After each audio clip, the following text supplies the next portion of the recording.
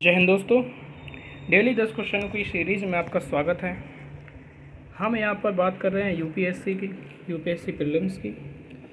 2024 का तो यूपीएससी बस एग्ज़ाम एक ही 2 दिन बचे हुए हैं। जो भी देने जा रहे हैं उनको मेरी तरफ से शुभकामनाएं, ये काफ़ी अच्छे से देकर आना। और हम यहाँ पर प्रिपेयर कर रहे हैं 2025 के लिए, ठीक है। डेली टेस्ट सीरीज़ का फ़ायदा ये होता है कि आप न सिर्फ पैटर्न समझते हैं यूपीएससी का, बल्कि आपको क्वेश्चन सॉल्व करने का तरीका भी आता है। वो बारीकियाँ जिससे क्वेश्चन गलत हो जाता है, आप यहाँ पर वो भी सीखते हैं, ठीक है ना।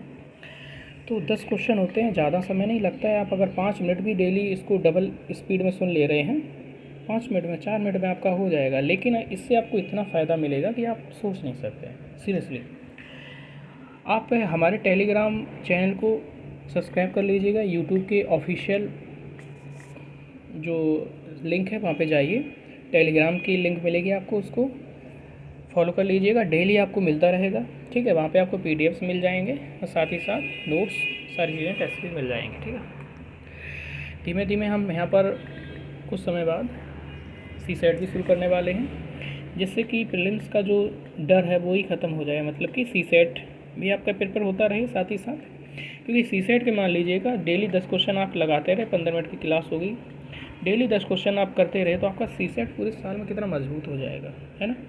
और इसी प्रकार सीसेट, इसी प्रकार आपकी प्रीलिम्स की रणनीति होनी चाहिए। चलिए शुरुआत करते हैं, बाकी बातें बाद में करते हैं। वक्त से लड़कर जो नसीब बदल दे, इंसान वही जो एक तकदीर बदल दे। कल क्या होगा कभी मत सोचो, क्या पता कल वक्त खुद अपनी तस्वीर बदल दे, ठीक है। चलिए पहला क्वेश्चन देखते हैं। निम्नलिखित कथनों पर विचार कीजिए। विचार क्या करना है? विचार ये करना है कि भारत का संविधान संघवाद, धर्मनिरपेक्षता, मौलिक अधिकारों और लोकतंत्र के संदर्भ में अपनी बुनियादी संरचना को परिभाषित करता है, ठीक। दूसरा, भारत के संविधान नागरिकों की स्वतंत्रता की रक्षा करने और उन आदर्शों को सुनिश्चित करने के लिए न्यायिक समीक्षा का प्रावधान करता है जिन पर संविधान आधारित है, ठीक। बताइए, पहला सही होगा, दूसरा सही होगा, तीसरा सही होगा, डी यानी कि कोई भी सही नहीं। ये क्वेश्चन यूपीएससी का पीवाईक्यू का ही है 2020 का, ठीक। इसमें पहला आपका गलत है, दूसरा सही है। कुल मिलाकर आपका ऑप्शन बी सही हो जाएगा। बी कैसे? कि जो doctrine of basic structure Kesavananda Bharati, जो 1973 का मामला था, 24 अप्रैल 1973 को मामला आया था केशवानंद भारती, उस दिन बुनियादी संरचना का सिद्धांत दिया था। लेकिन ध्यान रखना, उसको परिभाषित नहीं किया। यहाँ तो ये कहा गया है, आप जरा सा ध्यान नहीं देंगे ये गलत हो जाएगा क्वेश्चन। यही है डेली टेस्ट सीरीज में आप इसकी बारीकियों को समझेंगे।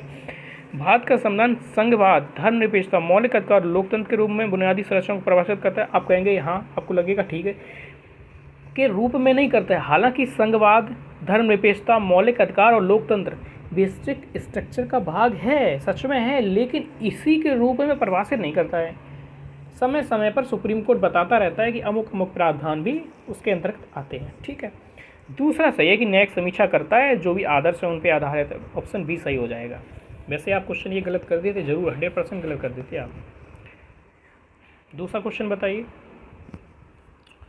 दूसरा क्वेश्चन है आपका, भारत के संदर्भ में निम्नलिखित में से कौन सी विशेषता नौकरशाही के लिए उपयुक्त है? एक ए है संसदीय लोकतंत्र का दायरा बढ़ाने के लिए एक एजेंसी, संघवाद की संरचना को मजबूत करने के लिए एक एजेंसी, सी राजनीतिक स्थिरता और आर्थिक विकास को सुविधाजनक बनाने के लिए एक एजेंसी, सार्वजनिक नीति के कारण के लिए एक एजेंसी। बताइए कौन सा सही होगा? इसका ऑप्शन हो जाएगा डी, सार्वजनिक नीति के कार्यान्वयन के लिए एक एजेंसी, ठीक है। यानी कि नौकरशाही क्या है? जो सार्वजनिक कार्य है, जो पॉलिसीज़ हैं, पब्लिक पॉलिसीज़ है, उनको एग्जीक्यूट करने के लिए, उनको इन्फोर्समेंट करने के लिए, लागू करने के लिए तो ये एजेंसी है ना। सीधी सी बात है। कोई भी पॉलिसी हो, पॉलिटिकल हो, इकोनॉमिक हो, सोशियो हो। भारत की संविधान की प्रस्तावना है, क्या है बताइए?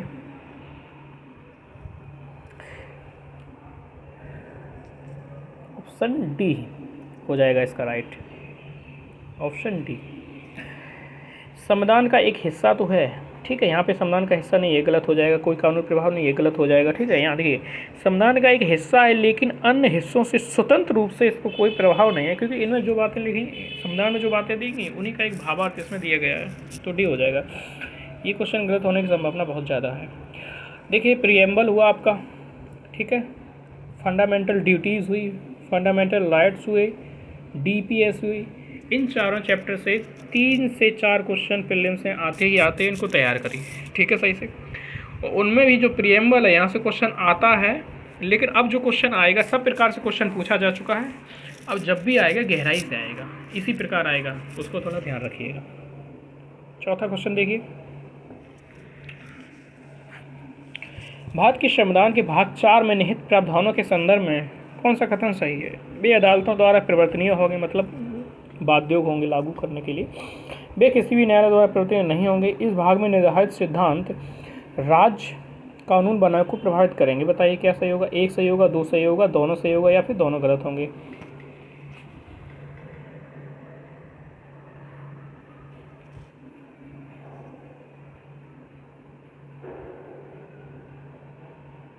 देखिए, वे अदालतों द्वारा परिवर्तनीय होंगे, ये गलत है।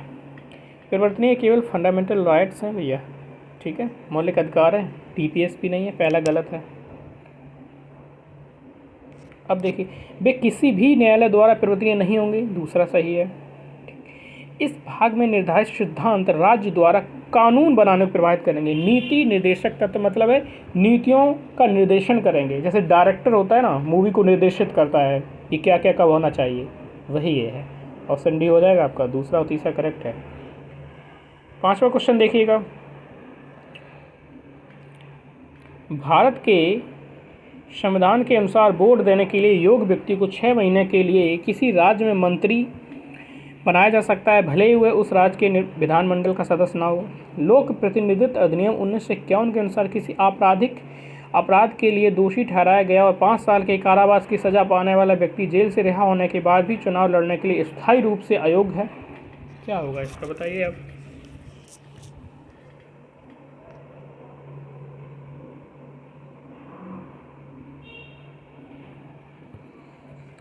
इसका ऑप्शन डी हो जाएगा, दोनों गलत हैं।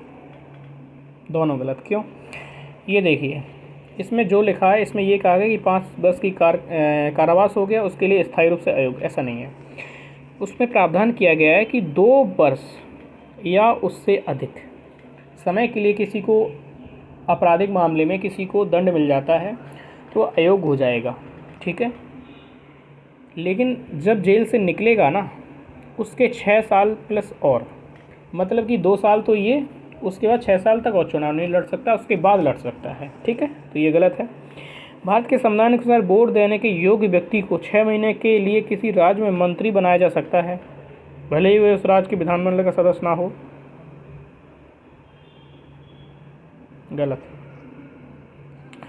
छठा देख लीजिए क्वेश्चन।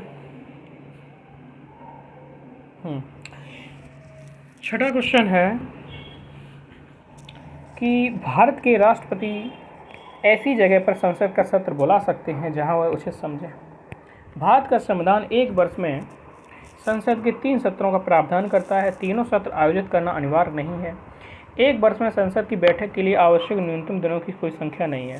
ये वो क्वेश्चन है जो सबसे ज़्यादा संभावना होती है गलत होने की, क्योंकि कुछ सही लगता है, कुछ गलत लगता है एक ही स्टेटमेंट में। देखिएगा, भारत के राष्ट्रपति ऐसी जगह पर संसद को बुला सकते हैं जहां उसे समझा, ये तो सही है, पहला सही है, तो आपका ये भी नहीं होगा और ये भी नहीं होगा, ठीक है ना, ये भी नहीं होगा, ये भी नहीं होगा। अब तीसरा और देख लीजिए, 1 वर्ष में संसद की बैठक के लिए आवश्यक न्यूनतम दिनों की संख्या कोई नहीं है, सही बात है, तीसरा भी सही है, ये सही है। ये देख लीजिएगा, ये गलत क्यों है दूसरा? 3 सत्रों की बात नहीं करता। आपने आर्टिकल 85 पढ़ा होगा, उसमें क्या कहा गया है कि संसद किन्हीं 2 बैठकों में, एक बैठक यहाँ हो रही, दूसरी बैठक यहाँ हो रही, इन दोनों के बीच में 6 माह से ज़्यादा का अंतर नहीं होना चाहिए, ठीक है ना, ये कहा गया, मतलब 2 बैठकों की बात की गई है। 7वां देख लीजिए, G20 के सभी 4 देश निम्नलिखित में से किस समूह के सदस्य हैं? G20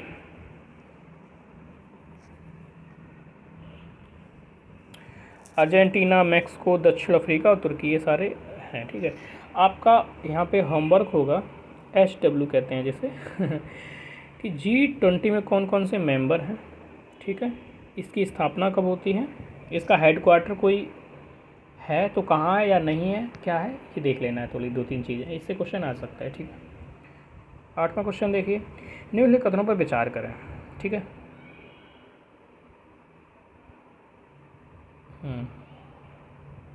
ओके, देखिए, सत्य कथन का चयन करना है। संसद अयोग्यता निवारण अधिनियम 1959 लाभ के पद के आधार पर कई पदों को अयोग्यता से छूट देता है। उपर्युक्त अधिनियम में 5 बार संशोधन किया गया है। भारत के संविधान में लाभ का पद शब्द को अच्छी तरह से परिभाषित किया गया है। बताइए क्या होगा। 1 और 2 दोनों सही होगा, तीसरा केवल सही होगा, 2 3 सही होंगे, और या तो फिर 1 2 3 सभी सही है।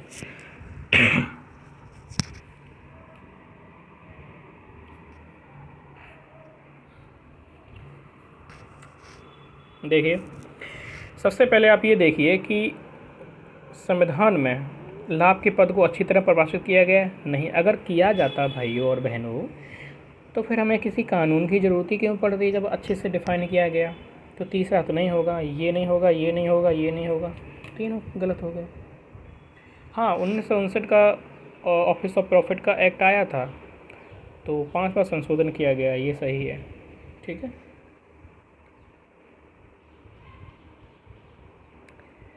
नौवीं अनुसूची के तहत प्रधानमंत्रित्व काल में पेश की गई थी। क्या मतलब नौवीं अनुसूची किस प्रधानमंत्री के काल में जोड़ी गई थी, बताइए कब जोड़ा गया। नेहरू जी के एरा में, शास्त्री जी के एरा में, इंदिरा गांधी जी के में, या मोरारजी देसाई जी के एरा में। तो आपको पता है ना कि संविधान का पहला संशोधन होता है, ठीक है ना, फर्स्ट कॉन्स्टिट्यूशनल अमेंडमेंट होता है 1951 में।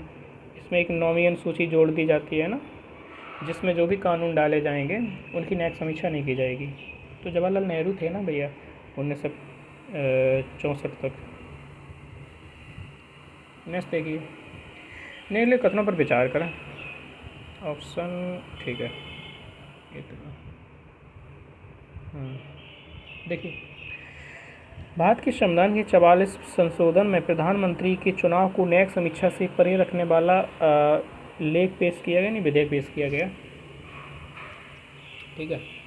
भारत के सर्वोच्च न्यायालय ने भारत के संविधान में 99 संविधान संशोधन को न्यायिक स्वतंत्रता का उल्लंघन बताते हुए रद्द कर दिया। बताइए क्या होगा इसका।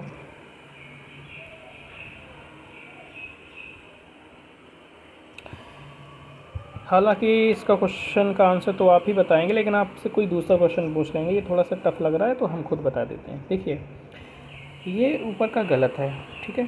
42वां संशोधन था इंदिरा गांधी, जो 42वां जो संविधान संशोधन था इंदिरा गांधी ने किया था, तब ये काम किया गया था जो इसमें लिखा है, प्रधानमंत्री के चुनाव न्यायिक समीक्षा से परे कर दिया। लेकिन उसके बाद जो 44वां संशोधन है उसमें इसको समाप्त कर दिया गया था प्रावधान को, मतलब न्यायिक समीक्षा की जा सकती है, इसलिए गलत है। या देसाई की सरकार थी, मोरारजी देसाई जी की। और जो 99 जो संविधान संशोधन था, 99 कॉन्स्टिट्यूशनल अमेंडमेंट एक्ट था, 2014 में आया था, इसको असंवैधानिक करार दे दिया था। सुप्रीम कोर्ट ने कहा था कि हमारी न्यायिक जो स्वतंत्रता है वो इससे प्रभावित हो रही है, और न्यायिक स्वतंत्रता बेसिक स्ट्रक्चर का भाग है, इसलिए हम उसका उल्लंघन नहीं कर सकते हैं, खारिज कर दिया था। तो ऑप्शन नंबर आपका बी हो जाएगा, ठीक है। अच्छा, आप ये बताइए कि केशवानंद भारती